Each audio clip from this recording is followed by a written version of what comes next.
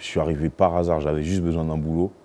Ça aurait été la plonge, j'aurais fait de la plonge, mais là, c'était dans le social, quoi, au SAMU. Je te raconte ma première journée?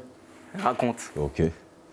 Je suis arrivé, c'était un centre, j'ai vu... Je me rappelle, j'oublierai jamais cette image, c'était avant qu'on ouvre le centre, il neigeait.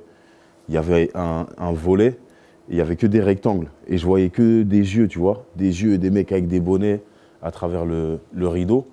Et j'avais du mal à croire qu'il y avait autant de sans-abri dans ma ville. T'as grandi dans quelle ville? À Bruxelles, excuse-moi. Et assez vite, ils ont compris que j'avais, enfin même moi, j'ai compris que j'avais la fibre sociale. Au fait, c'est-à-dire que quand je rentrais chez moi, le soir, il y avait un bien-être, un sentiment de bien-être qui m'envahissait parce que je me sentais utile. Et je pense que la manière d'aborder les hébergés, tu vois, tu dois les aborder, on doit être au même niveau. Donc je ne suis pas la personne qui donne le pain, qui donne à manger, qui donne les douches, je suis quelqu'un comme toi. J'ai appris à parler à ces gens comme je parle à mes amis. En fait, c'est un univers hyper violent parce que moi, j'ai vu tous les jours des gens rentrer avec des cocards, tu vois. Et alors, le pire dans tout ça, c'est que c'est pas spécialement entre eux. C'est des gens comme toi et moi qui ont un toit et qui vont refuser que quelqu'un dorme. Tu vas dire à une personne 5 fois, tu dors pas dans le hall, puis la 5e fois, tu frappes la personne, quoi.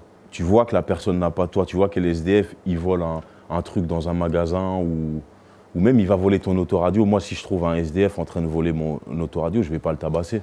Parce que c'est un SDF, quoi. Il veut juste ses petits 20 € pour s'acheter à manger, quoi. Est-ce qu'il y a une ou plusieurs rencontres qui t'ont particulièrement marqué avec des sans-abri? Ouais, il y a un mec qui était là, un vieil homme, et des fois, tu vois des gens, tu sens qu'ils ont une formation, ils parlent tellement bien. Puis un jour, on a Google son nom, on a vu sa tête, c'était un grand spécialiste du vin, en fait, tu vois, reconnu mondialement. On a vu des brochures, des magazines où il y avait sa tête, le mec invité jusqu'au Japon et tout. Et voilà, l'alcoolisme l'a emmené là, quoi. Tu comprends que ça peut arriver à tout le monde. Que la folie, c'est un mal qui peut toucher tout le monde. La drogue, c'est un mal qui peut toucher tout le monde. Si toi-même, si tu es dans un moment un peu dur, que tu as des fréquentations qui te montrent tel ou tel produit, tu peux faire le pas. Et personne ne peut dire non, moi jamais de ma vie je le ferai. C'est pas vrai. Tu sais pas, quoi. Toi, tu dis que tu n'aurais pas pu travailler toute ta vie dans ce domaine-là. Non, c'est trop dur. C'est trop dur parce que tu vois des choses. Au fait, là, cette misère, elle peut te toucher, mais elle te touche toujours, toujours, et ça s'arrête jamais. Et donc, si tu vas aider une personne, tu vas être content, mais il y a une autre personne qui va venir avec un cas encore plus compliqué. Et du coup, les personnes qui travaillent au SAMU social, est-ce que tu estimes qu'elles auraient besoin de plus de soutien, plus d'appui? Ils ont besoin de souffler, de vacances. Mais au SAMU, c'est des horaires hard. Là, je pense qu'ils ont changé depuis que je suis parti.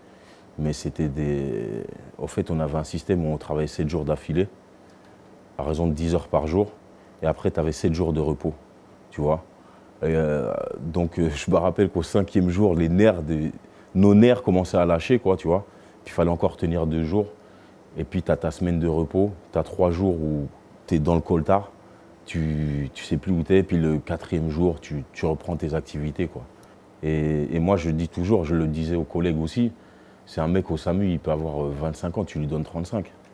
Parce qu'il a 5 ans au SAMU, à travailler la nuit, avec ce genre de public et tout, c'est vraiment difficile, quoi.